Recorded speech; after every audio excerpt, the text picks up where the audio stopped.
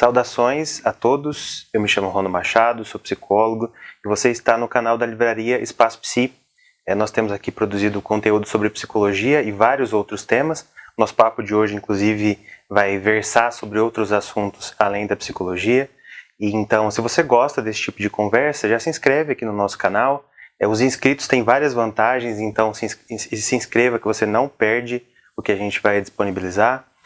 Curte nosso vídeo também e deixa um comentário, conversa aqui com a gente, fala o que você achou da conversa, o que você achou do tema. Aceitamos sugestões também para outros vídeos, então se relacionem aqui conosco no nosso YouTube. Hoje nós recebemos aqui um convidado que é queridíssimo para mim e que veio aqui falar sobre um tema interessante, que é a interface entre a psicanálise e a poesia. Psicólogo Pedro Alves. Pedro, seja bem-vindo. Muito obrigado, Rono. Obrigado, pessoal do Espaço Psi. Fico muito feliz com o convite. E eu muito feliz por recebê-lo, Pedro, ainda mais para falar de um tema que é tão interessante no geral e que me interessa muito também. Imagino que muitos dos nossos inscritos e as pessoas que nos acompanham também. Pedro, então, para a gente começar a nossa conversa, introduzir o assunto também para aqueles que nos assistem, eu vou te fazer uma pergunta que ela pode ser meio absurda, mas acho que o óbvio também precisa ser dito.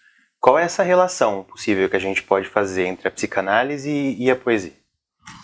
Bom, eu acho que talvez a relação mais óbvia, talvez, é o potencial de criação que tanto a poesia quanto a psicanálise ela traz, né? Então, a psicanálise, né, no papel do analista, possibilita a criação junto com o analisando, né? E assim como a poesia, nos escritos ou até mesmo na leitura, permite uma expansão, né, talvez desse campo dos afetos que tanto a psicologia, né, a psicanálise e a poesia e a artes elas se entrelaçam. Sim, sim. E considerando então esse potencial que diz de criação, tanto da criação que aparece no nosso fazer, quanto a criação da poesia, a poesia ela instrumentaliza esse psicanalista, esse psicólogo que trabalha com isso, ela ajuda o paciente, assim, como que você entende essa interface? A poesia, assim como a arte, ela permite um exercício no campo do que seria o campo dos afetos. Diferente do campo da busca da razão, a lógica cartesiana, que é aquela busca da verdade, da razão, a arte, a poesia, assim como a psicanálise, ela trabalha, tem ali como talvez, né, a sua intenção, o campo dos afetos, né? E sendo do campo dos afetos, não busca uma lógica, uma razão, uma verdade, mas sim uma forma de expressão desses afetos, né? Então, através da poesia, da arte ou da psicanálise, a criação ela permite o tocar do afeto e talvez assim uma ampliação do que seria isso que muitas vezes fica amortecido. Acredito que pelo fato da busca pela razão, da lógica cartesiana, ela ser algo de maior busca, assim, né? Inclusive é muito importante porque ela de certa forma organiza, né? Mas em contrapartida fica um desbalanceio, vamos dizer assim, no sentido desse campo dos afetos que não busca uma razão, não busca uma verdade, mas convida e necessita de uma certa expressão, né? A psicanálise, assim como a arte, né, e aqui estou trazendo a poesia, ela é uma forma de exercitar isso que às vezes passa despercebido ou pouco valorizado. Sim. Eu fiquei pensando, Pedro, nisso que você falou sobre a lógica cartesiana, sobre a ideia da verdade, o quanto, por exemplo, se a gente pensa na ciência, às vezes teorias são descontinuadas ou são ultrapassadas. A hipótese é refutada e, de repente, aquela teoria ela perde força. Mas quando a gente pensa na arte, na produção artística, uma arte ela não é ultrapassada. A menos que seja algo muito antiético, que já não cabe no nosso tempo de hoje, a arte ela perdura, ela permanece. Tanto que, no campo da poesia, por exemplo, nós podemos ler um poeta de 2023, assim como nós podemos ler um poeta de 1900. E de alguma forma aquilo ainda tocar e ainda reverberar, né? Então acho que esse é um potencial também da arte, mas por que é tão importante, Pedro? Por que é importante resgatar esse diálogo e continuar pensando a arte mesmo em um período que talvez o cartesiano esteja em evidência? Sim. Eu acho que, inclusive, enquanto você estava dizendo, eu pensei numa frase do filósofo Clement Rossetti que fala algo parecido com: a gente tem uma capacidade enorme de sentir, mas uma pouca capacidade de tolerar, né, de suportar o que sentimos, né? Então, pensando nisso, os nossos afetos ou a tolerância da vida, né, e das diferentes formas de frustração que ela pode nos trazer, ela é necessária justamente pelo fato de que conviver, ou talvez se aproximar, trabalhar uma sublimação, ou ir em busca de um enriquecimento sobre aquilo que seriam os nossos afetos, está diretamente ligado com a forma que nós sentimos, né? Então, como eu estava dizendo, a poesia, a arte, ela não busca, ela não tem como finalidade o resolver, né, o tirar a nossa angústia, mas pelo contrário, né, e não por não buscar resolver as nossas angústias, não por isso ela é menos importante. Porque, por outro lado, né, essa necessidade da expressão dos afetos é o que possibilita a gente a ter uma tolerância sobre o que a gente sente, né? Lembrando do filósofo Rossetti, se a gente sente tanto e há pouca capacidade de tolerar o que sentimos, né, então talvez pouco se toca nesse campo do afeto. E pensando nisso, a poesia é uma das formas de exercitar e de convidar esse íntimo que habita todos nós, né, em relação aos nossos afetos, né? Então, uma coisa interessante é que, pensando no campo da razão e da busca da verdade, as pessoas têm uma facilidade de responder questões, por exemplo, sobre a guerra na Ucrânia, que é algo distante, né, fisicamente, mas uma facilidade nisso e uma dificuldade grande de responder como que você está se sentindo nessa tarde, né? Então, algo que, mesmo estando tão próximo da gente, que são os nossos afetos, ainda muito distante, né? Naquilo, a capacidade de simbolização, de expressão, né, através da linguagem. Sim, sim. Acho que até uma outra pergunta que acaba permeando o set analítico, né? Me conta um pouco sobre você. Não é uma pergunta, é um pedido, um convite. Sim. Que às vezes é tão desestruturante, né? Parece que às vezes as pessoas têm tanta dificuldade de se aproximar disso. E o paradoxo é óbvio, né? Por que é tão difícil me aproximar de mim, sendo que cá estou, próximo Sim. de mim mesmo? Sim. Né?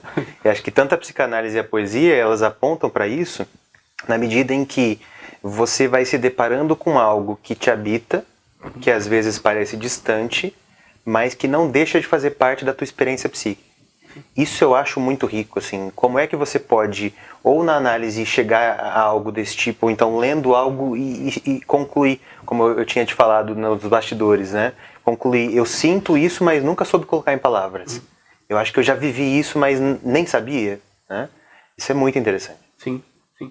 E eu acho que esse distanciamento ele não é à toa, né? Eu acho que é justamente pelo fato da linguagem estar muito mais associada à busca da razão, né, do significado das coisas, na busca pela verdade, do que o explorar isso que seria do campo dos afetos e talvez colocar palavras ali naquilo que te afeta, né, ou que afeta o outro, e talvez facilitar essa pergunta que parece simples, mas não é, que é: quem é você, o que você está sentindo? Então eu penso que a poesia, assim como a psicanálise e outras formas de arte, né? Inclusive a psicanálise ela tem muito, né, da literatura, da arte, ela justamente está nesse campo que é o campo dos afetos, né? Que não precisa da busca pela razão. É algo que, como você disse, né, pode atravessar o tempo que for e tem algo a se dizer naquela leitura, naquela poesia, né? Então, acho que esse caminho da poesia, da arte, da psicanálise, ele é justamente nesse campo que possibilita um convite maior do que seriam os afetos, daquilo que nos afeta, né? E dizer sobre isso, colocar em palavras. E não é uma proposta absurda, né, Pedro, se a gente pensar que o próprio Freud, ele trabalhou muito nessa interface, não só da poesia, mas literatura no geral, mitologia, arte. Acho que ele foi buscando nesses recursos artísticos algum tipo de compreensão sobre aquilo que nós entendemos que é o inconsciente. Eu me recordo, assim, ainda estudante, mirim na psicanálise, não que eu ainda não seja, mas engatinhando ali naquele processo, e eu me deparei com um texto sobre Prometeu e a Aquisição do Fogo, que é um conto mítico sensacional, que diz respeito à humanidade obtendo o fogo, e tem toda uma questão simbólica maravilhosa por trás, e o Freud estava trabalhando justamente esse texto. E aí eu li aquilo, assim, eu nunca tinha lido nada parecido, sabe? Achei sensacional e entendi que aquilo me tocava de alguma forma. Não só o conteúdo, mas também essa forma de fazer ciência, essa forma de fazer psicanálise. Como é que eu leio alguma coisa e escuto algo para além do que está escrito, que me diz sobre o que é humano, que me diz sobre algo que constitui isso que a gente entende do inconsciente, né?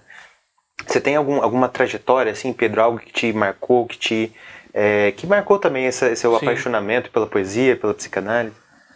Olha, eu acredito que eu tive sorte de ter me deparado, né, mais velho já, aos 18, 19 anos, ali no início da graduação, com pessoas que me apresentaram, né?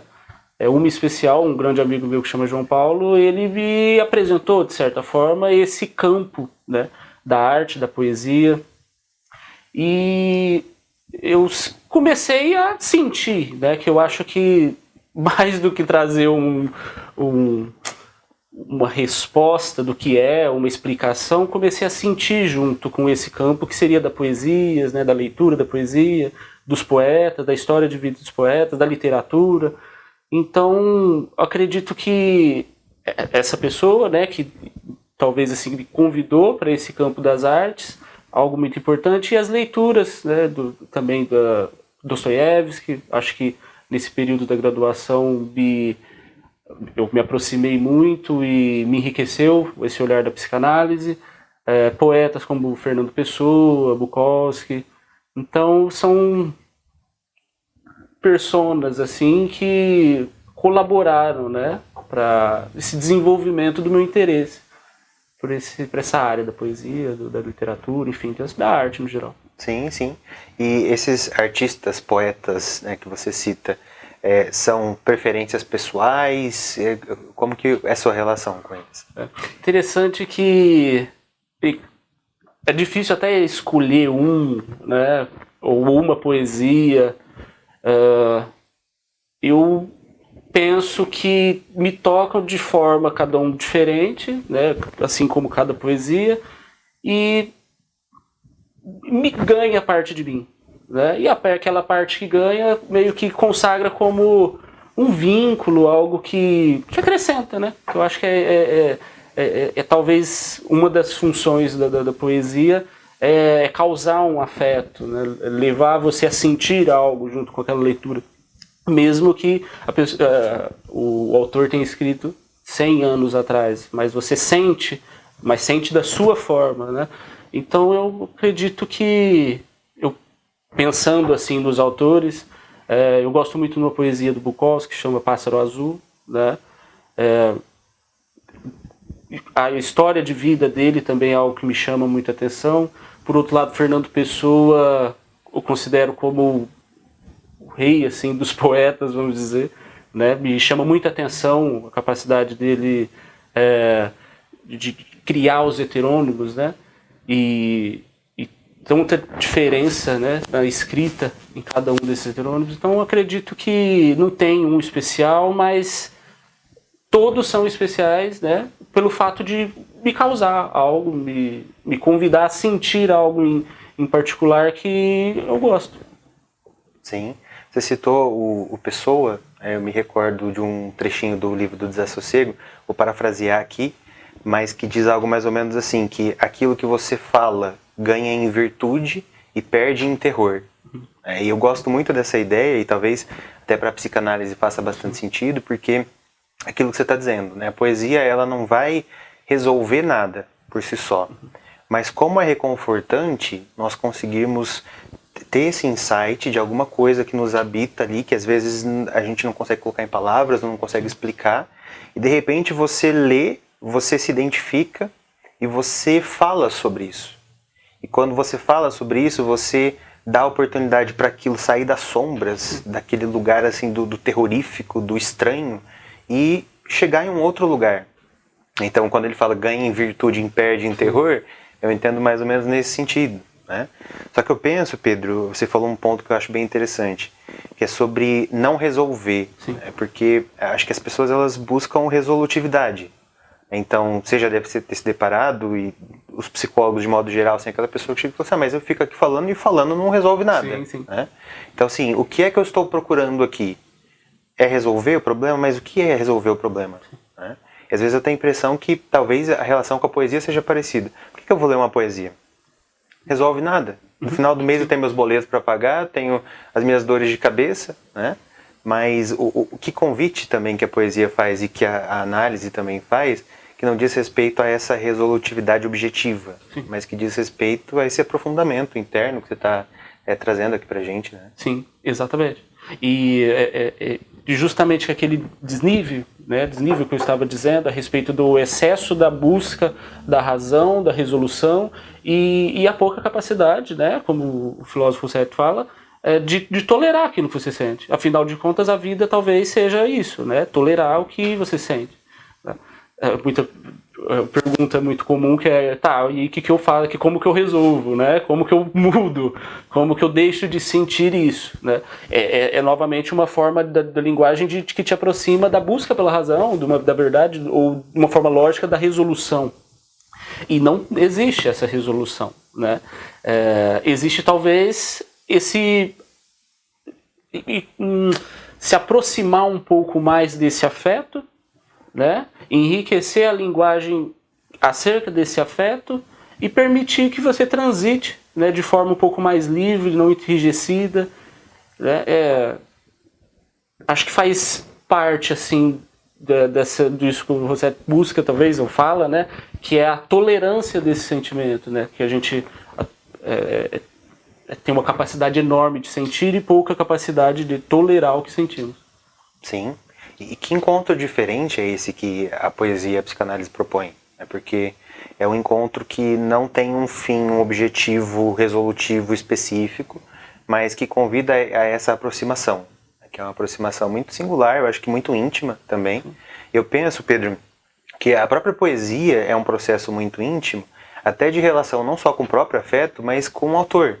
Então, eu falei da pessoa aqui, assim, o pessoa, parece que é alguém muito próximo de mim, né? Pois é. Mas é uma relação que você vai desenvolvendo, que é uma relação de muita proximidade, porque é íntimo, mas ao mesmo tempo é uma relação que, assim, é distante pela lógica. Então, assim, quantos autores que às vezes estão na nossa cabeceira que parecem os grandes amigos por um mês ou por um mês e meio, né?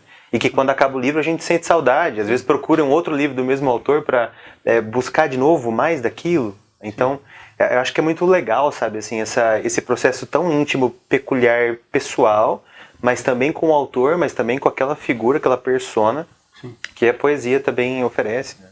Com certeza. Tamanha a capacidade de afetar, né? De fazer sentido, de desenvolvimento com a leitura. Ou até mesmo com a persona do poeta, né? Falar do pessoa, né? Como se você está aqui, né? E, inclusive, acho que o mês passado faria 135 anos, né? Uhum. E o Fernando Pessoa, né? Sua poesia é tão rica, né? Que, como você disse, né? Agora há pouco, atravessa o tempo e interessante que você lê uma poesia, né?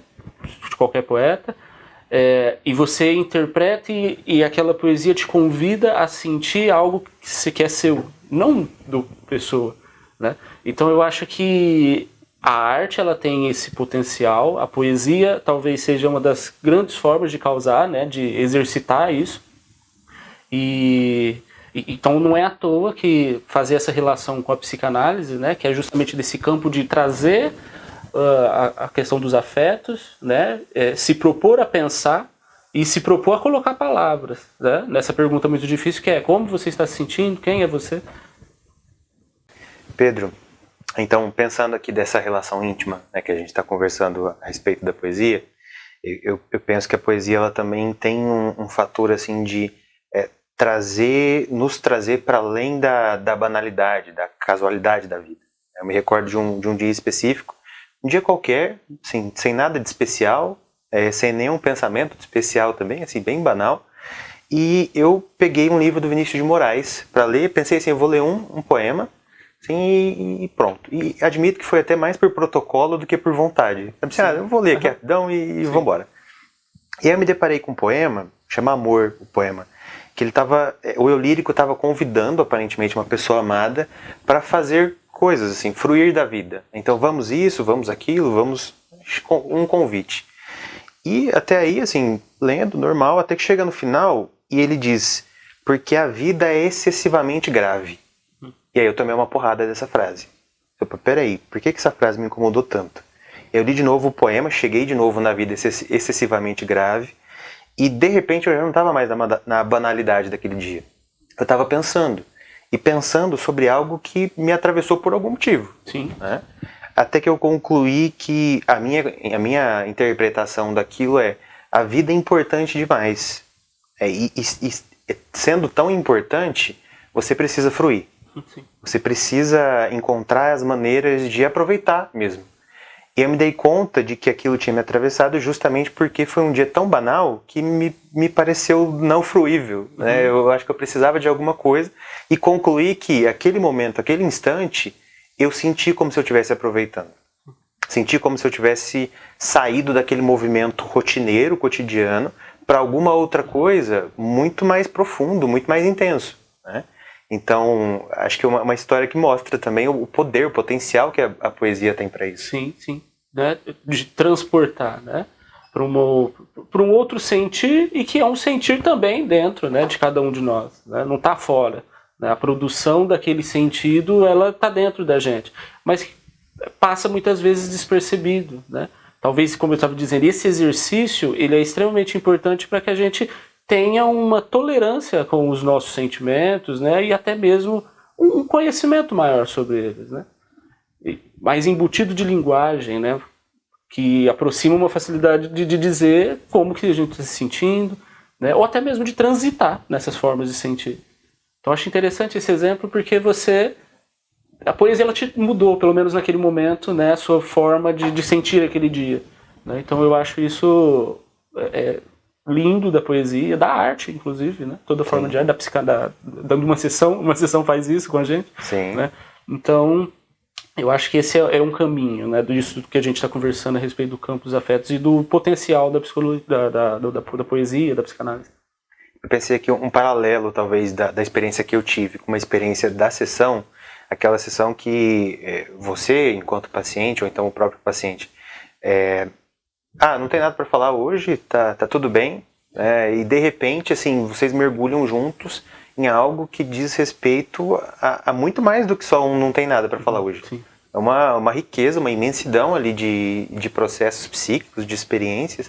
E por que aqui, de algo tão raso, a gente vai para algo tão profundo, tão rápido? Sim, né? sim. Talvez a análise também seja um convite para esse transportar-se que você está dizendo. Sim, com certeza. Né? E para isso é preciso parar, né? A própria pausa, aquele horário da sessão já é um convite sobre afeto, não sobre a busca, cumprir hora, talvez isso que está no campo mais dessa razão, preciso, né, no sentido de atingir um resultado, chegar a algo do campo assim, da prática, da razão. Mas sim, agora eu vou falar sobre mim, sobre os afetos, vou mergulhar nisso que precisa ser dito, né, precisa ser enriquecido. Sim, sim. E olha como é curioso, Pedro, porque a gente consegue isso inevitavelmente através do outro. Então, veja, eu estou ali num outro, seja um outro terapeuta, ou seja o outro autor, poeta, né, que me ajuda a chegar a alguma coisa mais profunda que diz respeito a mim. Que relação é essa? Né? Fico pensando até a brincadeira que o pessoal faz sobre o livro de autoajuda, né? O único livro de autoajuda mesmo seria o livro que a própria pessoa escreveu, leu e se ajudou com ele. Sim. Porque se tem um outro ali, mesmo esse outro autor, esse outro que suscita alguma coisa é um encontro. Sim. E talvez a poesia e a psicanálise seja também sobre encontros, de alguma forma. Com certeza. E acho que, inclusive, podemos pensar que a poesia, assim como a sessão de análise, ela traz a questão da estética, né? Que seria uma forma de dizer, mas enriquecida de uma certa linguagem, uma narrativa que permite convidar esse outro a sentir da forma dele, né? Então, para tentar dar um exemplo que pode ser muito complexo, pensar a ideia de sou uma pessoa controladora e que tenho dificuldade com frustrações. Isso transformado numa poesia, né, e com a questão da estética. Podemos pensar, carrego o mundo nas palmas das mãos, nem penso em abrir. Cada gota que me escapa reflete o caos do dever. Então você percebe que tem alguns elementos que tira daquela narrativa rígida e possibilita esse transporte do ouvinte e também quem cria a ampliar, e aí a gente cai no potencial que a poesia, assim como a psicanálise, tem de sublimação, né? De pegar isso que vem de forma rica de linguagem, com aspectos, por exemplo, nesse que eu transformei, a ideia do mundo ser a água que escorre na mão, um certo tato, ou a gota que reflete, né, por ser água, o caos do devir, que é esse encontro. Então tudo isso possibilita, né, que é uma forma de estética, possibilita um convite do outro a sentir da sua maneira. Diferente, por exemplo, o exemplo que eu dei no início, que é sou uma pessoa controladora e tenho tolerância à frustração, né?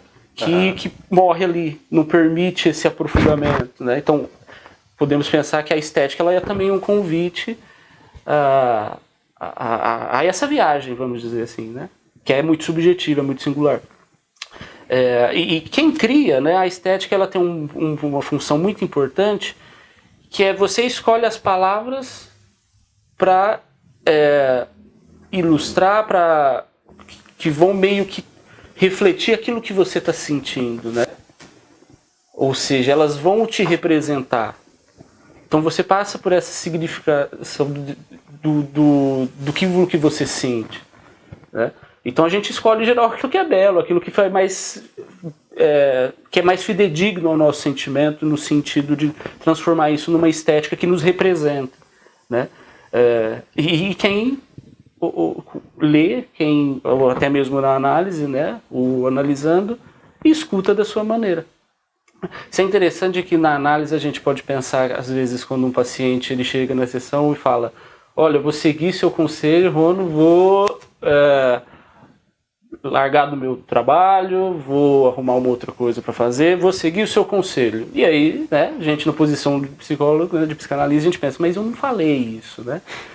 Mas é interessante porque talvez não seria inteligente, talvez como o papel do analista, você falar, olha, não disse isso não, né? Porque na verdade é aquela forma que ele produziu sentido, né? Então faz parte do olhar poético, vamos pensar assim, da leitura dele. Então é algo que está dentro dessa pessoa e que é o objeto de análise, né? Que está no campo dos afetos, está no campo dessa interpretação que ela é livre, né? Então a leitura de uma poesia, de uma obra de arte, ela te afeta e você diz sobre esse afeto.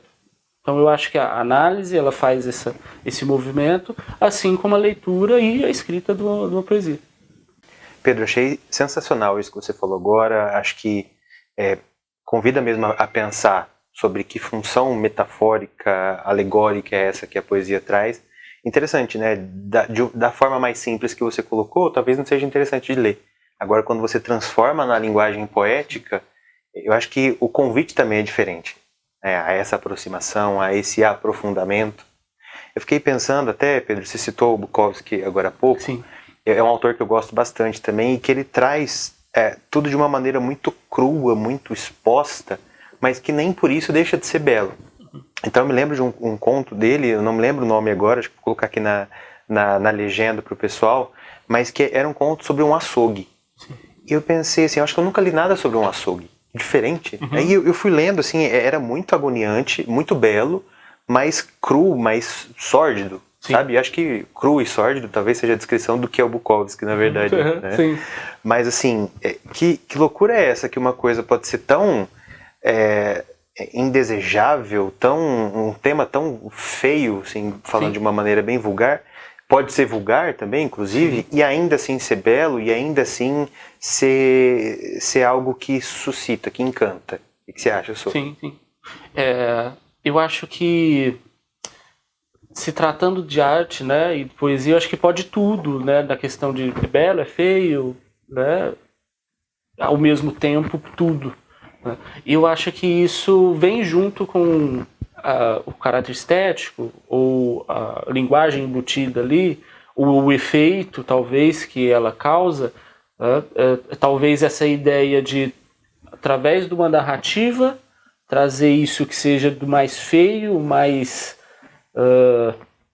indesejado, de uma forma em que passa a ser algo natural, vamos dizer assim, ou mais palatável, né?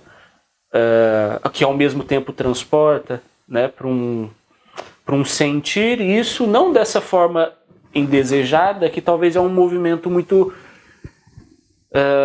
espontâneo que a gente faz sobre as coisas, né? A mesma ideia, por exemplo, pensar sobre morte, né? Pode ser algo assim que, em geral, é um assunto que não entra muito numa mesa de bar, por exemplo, onde talvez outros assuntos sejam o mais que causa um pouco mais de alegria, mas falar sobre a morte é algo muito... falar sobre algo que está aí, falar algo sobre que tal pode nos amedrontar, mas é esse movimento de gestão, né, de se aproximar. Então eu acho que, inclusive, o Bukowski ele tem esse jeito na escrita de colocar muito a ideia do sujo, né? Inclusive conhecido como velho safado, né? Então ele traz muito isso, né? Talvez seja uma forma de dizer, olha, todos vocês pensam, sentem isso, mas vocês não falam, ou vocês ignoram, né? E tá aí, escancarado. Então, eu acho que na poesia, ou na arte, inclusive, cabe tudo, né? Essa intencionalidade, ela vem com o poeta, ela vem também com a leitura, né? Então, talvez ler isso e causar um certo... nossa, nunca mais quero ler. O que será que ela quer tocar? Né? Então, cabe tudo na arte. Né? Então, eu acho que esse jogo, que inclusive o Bukowski faz muito, né? Fernando Pessoa, em algumas também, eu acho que é aproximar tudo aquilo que há dentro dos nossos afetos, né? Porque ignorar, eu acho que é isso que a gente faz de uma forma um pouco mais lógica, que é o que será que o outro está acostumado a ouvir, o que será que o outro está acostumado a se aproximar, né? Então falar sobre talvez isso que seria do campo do feio, do sujo, o Bukowski ele escancara, né? Que é um movimento interessante. Sim. Acho que tem até uma beleza nesse processo de você ler algo e dizer, ok, eu sei sobre o que isso está falando, me toca de uma maneira específica e eu não gostei. Porque eu acho que isso é mais autoconsciente, de alguma forma, do que um simplesmente, não, aqui eu não mexo, isso aqui eu não vou, de alguma forma, acessar. Né? Então, acho que isso acontece com muitas pessoas em relação ao Bukowski, por exemplo. Né? De, eu li, não gostei, não leio mais. Bem, acho que é um processo também, né, de relação com a arte, e que te coloca numa posição mais de deliberar sobre os seus afetos do que quando você simplesmente nem se permite entrar em contato com aquilo. Sim, com certeza. Até porque o objetivo é o transitar, talvez, com uma facilidade maior, que seria nisso dos afetos, né? Então, até o ponto que responder uma pergunta que parece simples, mas não é, que é como você está se sentindo, ou como que esse fato te afetou, né? Possa ser algo mais próximo da nossa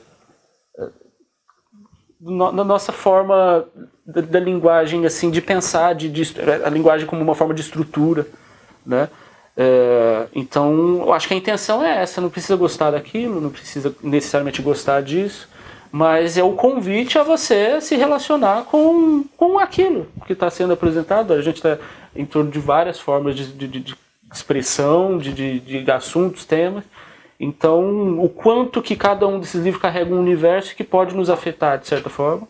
Sim. Tá? Então, eu acho que a intenção é justamente essa, ser convidado a algo que está no campo dos afetos e não naquela intencionalidade lógica de ficar rico, por exemplo. Sim. E degustar não diz respeito a você só experimentar aquilo que é bom. Aquilo que é bom para você, porque o gosto é muito subjetivo. Pensei, você citou a morte agora há pouco, eu lembrei do Álvaro de Azevedo, que é um grande autor que fala sobre a morte de maneira ampla, e tem o famoso poema dele, Se Eu Morresse Amanhã, que é um poema que eu gosto bastante, e que ideia mais mórbida, né? Se eu morresse amanhã, para alguns pode ser uma ideia muito assustadora, mas ao mesmo tempo a morbidez ela pode ser degustada. Que ideia mais interessante, mas ao mesmo tempo assustadora, maluca. Mas acho que é um pouco disso, né? Assim, degustar não diz respeito a consumir só aquilo que é bom ou agradável, diz respeito também a transitar. Acho que é isso que você está falando. Sim, exatamente. Até porque para saber que você não gosta, você precisa experimentar, caso contrário é uma forma de julgar, né? Sim. Então, eu acho que a ideia é justamente essa, né? Experimentar e sentir como que aquilo te toca, né? E sentir, né? A própria palavra sentir é isso, né? E ter a possibilidade de ter uma compreensão, um perceber aquilo que você sente. Né? E eu acho que a poesia, ela consegue atingir isso, né? Então, acho que vai além do enquadrar. É bom, é ruim, né? Vai de você sentir a sua relação com aquilo. E tem muito o que sentir, né? Como o próprio Rousseff fala, né? A gente tem uma capacidade muito grande de sentir e uma pouca capacidade de tolerar o que sentimos. Talvez não toleramos tanto a ideia da morte justamente porque ela é tão distante nesse sentido de vamos falar sobre o que ela significa, né? Como que ela te afeta. Então ela é um obscuro total, assim como outros temas, né? E ao mesmo tempo, cretinamente muito próxima, o tempo todo. Sim. E inevitável. Né? Uhum. E talvez, Pedro, esse nosso papo aqui, né, de aquilo que não é nobre ou que não é obviamente belo ou que é desagradável de alguma forma, que quando nós estamos num processo ali de análise é o que a gente convida o sujeito também. Né? Então, fale sobre qualquer coisa. Fale sobre aquilo que te vem à mente. Isso não é um direcionamento para fale aquilo que te faz uma pessoa boa. Fale aquilo que é agradável. Fale sobre qualquer coisa. E qualquer coisa cabe muito aspecto que popularmente é desagradável. Né? Então, acho que mais uma similaridade que a gente consegue traçar aqui entre a psicanálise e a poesia. Né? Sim, com certeza. Talvez essa tendência a falar daquilo que é belo, a melhor versão, né, de nós mesmos. Então, eu acho que a poesia, sobretudo, ela possibilita um espaço que te convida a sentir aquilo da sua forma, mesmo que seja uma repulsa, né? Mas é algo que te toca. Entende? Sim. E o processo de análise também. Né? Às vezes no processo de análise a gente fala algumas coisas que aquilo pesa, talvez, com a forma que a gente fala, né? Ou como que aquilo sai. Né? Mas isso já é a ferramenta de a gente olhar para isso e pensar, por quê? Né? Como que isso me toca dessa forma, às vezes, tão rigorosa? Então eu acho que esse paralelo, vamos dizer assim, que eu acho que acontece tanto numa leitura, numa criação de uma poesia, de uma arte, e no processo de análise, né? Onde o analista talvez é essa ferramenta, né, que possibilita. Sim. Porque até pensando, Pedro, na importância desse resgate da poesia e, consequentemente, da nossa conversa de hoje aqui também, no sentido de que as pessoas elas buscam muito por conteúdo que possa defini-las. Então, os signos é um grande exemplo disso. Acho que até a relação das pessoas com a psicopatologia. Então, eu procuro ansiedade no Google, eu vejo sintomas, eu me identifico e sou conduzido a me identificar até com aquilo que eu não experiencio de fato, mas eu quero me encaixar, eu quero me encontrar naquele diagnóstico. E são formas de definição extremamente fechadas, limitadas, diria que talvez até empobrecidas, né? Nesse sentido de não ter abertura. É aquilo e pronto. Né? Então, eu sou de câncer. Ok, isso quer dizer o quê? Né? E aí tem ali suas características, ou então, eu tô aqui porque eu tenho depressão. Sim. E aí também as características rígidas, aquela noção quase imutável do que a pessoa acredita que é. A poesia e até a própria psicanálise vai num outro sentido, é o sentido da abertura. Sim. É o sentido de tolerar, inclusive, não saber exatamente o que é aquilo. Então, você pode ler uma poesia, sentir algo que você não vai entender, e ainda assim ser um processo genuíno de algo que você desconhece a respeito de si mesmo. Então, o quanto que também é um resgate dessa abertura, de fugir desse, talvez até cartesiano, como você disse, né? A verdade é meu respeito. Como é que a gente pode ser tão amplo e procurar uma verdade sobre si mesmo? Sim. Isso, eu acho que isso é interessante porque é uma forma de fechar, né? E fechar é um lugar que, aparentemente, assim, à primeira vista, pode ser extremamente confortável, né? Porque você traz uma certa definição de si, né? Seja uma religião, uma forma, um posicionamento político, aquilo talvez ele te enquadre e responde por você, né? Entrar em contato nisso, que seria o campo dos afetos, que é algo tão amplo, tão livre, pode gerar uma certa angústia, né?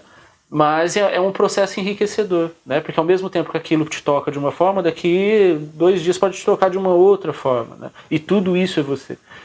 Então, caber dentro de uma doutrina que tem regras ou uma forma de pensar politicamente, seja lá o que for, né? Que te enquadra, que te fecha, é uma forma de pensar em linha reta, né?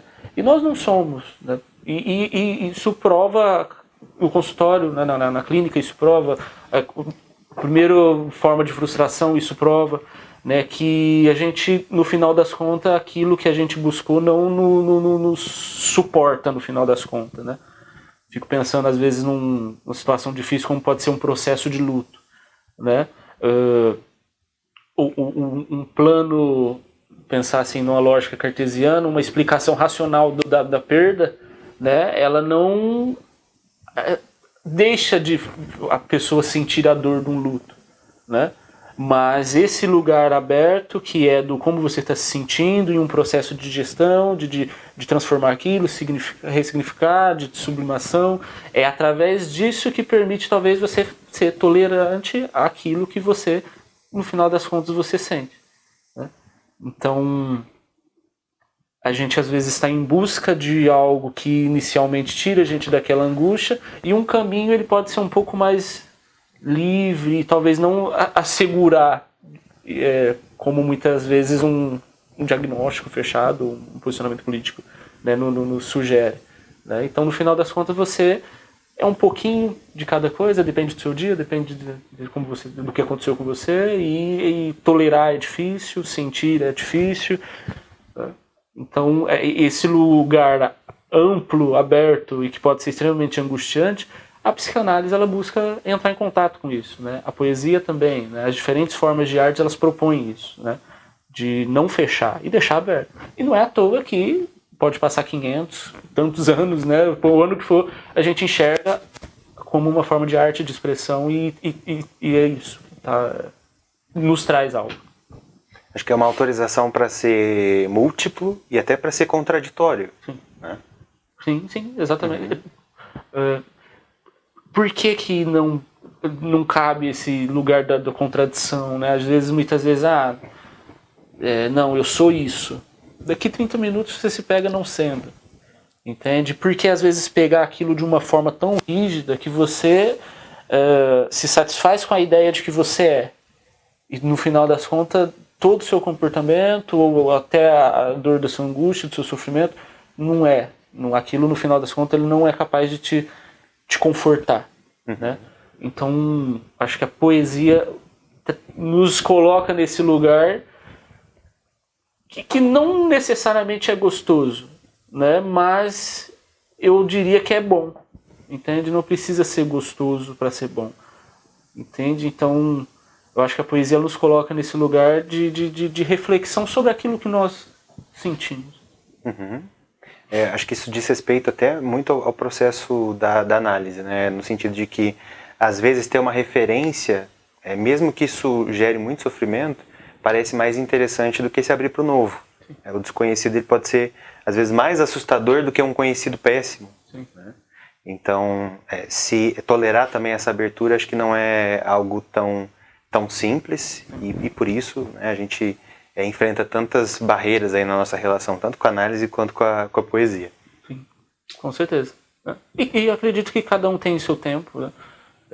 Acredito que tenha pessoas que passam a vida toda sem esse convite desse lugar de pensar, por inúmeros motivos, né? Mas é um lugar que vale a pena visitar. É um lugar que, no final das contas, vai agregar de alguma forma, né? Onde vai permitir você a experimentar, né? Talvez diferente de uma sensação que às vezes a nossa rotina traz, que é de um ciclo sem fim, e que o tempo passa e a gente não sente muito em relação àquilo, né? Mas a poesia, ela vai te fazer sentir alguma coisa, né? E a vida, eu acredito que ela pode ter esse potencial. Inclusive um poeta, Manuel Bandeira, ele traz, né, uma percepção assim de que tudo cabe em poesia, né? Você pode extrair do seu dia a dia uma forma poética de ver as coisas, né? Ou não. Então depende muito desse olhar e desse movimento que a gente tem condições de fazer, que eu entendo que não é toda hora, não é todo mundo, né? Mas é um convite interessante que todos poderiam, né, ver como que é. Sim. Pedro, essa conversa, eu acho que se eu cheguei aqui gostando de poesia, gosto muito mais. Acho que a nossa conversa por si só também já é um convite para as pessoas experienciarem, seja a poesia, ou seja o mundo interno de cada um, e uma está intimamente ligada com a outra. E aproveitando que tanto eu quanto nossos ouvintes, acho que eles podem querer se aproximar mais desse assunto, recomenda um autor para a gente. Bom, agora há pouco eu estava falando do Manuel Bandeira, né? Eu acho que ele é um poeta brasileiro e que tem um eu lírico muito forte. Eu indicaria ele. E ele talvez, não que ele quebra, mas ele apresenta uma forma poética mais livre, né? E acho que a experiência de quem escreve, pegar um pouco nisso, que é uma liberdade da escrita, eu acho isso muito bom. Então eu deixo aqui o Manuel Bandeira, né? E acho que ele é uma ótima leitura. Muito bom. Eu, particularmente, não conheço muito, então vou acatar a sua indicação. Para deixar uma recomendação também, acho que um dos meus favoritos, diria que está no meu top 5, Luiz Fernando Veríssimo. Gosto bastante da escrita dele, porque ele escreve de uma forma cômica qualquer coisa, mesmo aquilo que é trágico. E não deixa de ter o respeito sobre aquele tema, mas com a comicidade que ele sabe fazer muito bem. Então, acho que para quem quer uma leitura que ela pode ser bastante leve, mas ainda assim tratar de assuntos bem difíceis, bem densos, o Luiz Fernando Veríssimo é uma opção muito boa. Legal. Pedro, assim, quero te agradecer muito por ter topado estar aqui. Como eu disse no começo do episódio, né, uma pessoa que eu quero muito bem. A gente vem se acompanhando aí nas nossas carreiras profissionais há bastante tempo. Sim. Né? Para o pessoal saber, já até estive na graduação contigo. Sim. A gente teve algumas disciplinas junto. Então é um prazer muito grande te receber. Já deixo o convite para outros futuros papos aqui no Espaço Psi. E em nome do Espaço Psi, eu quero te presentear aqui. É um livro que fala sobre o Pessoa. Então, muito obrigado por ter topado vir, Pedro. Muito obrigado, Rono. Obrigado, pessoal do Espaço Psi, por essa oportunidade. É recíproco. Essa conversa, esse bate-papo fez sentir muito, e isso é muito bom. É raro, são raros os momentos que a gente pode sentir tanto quanto esse. Então é sempre muito bem-vindo. Obrigado. É quase uma poesia, né? Por que não? Pedro, mas enfim, foi muito bom. E até uma próxima, quem sabe? Até uma próxima. Muito obrigado.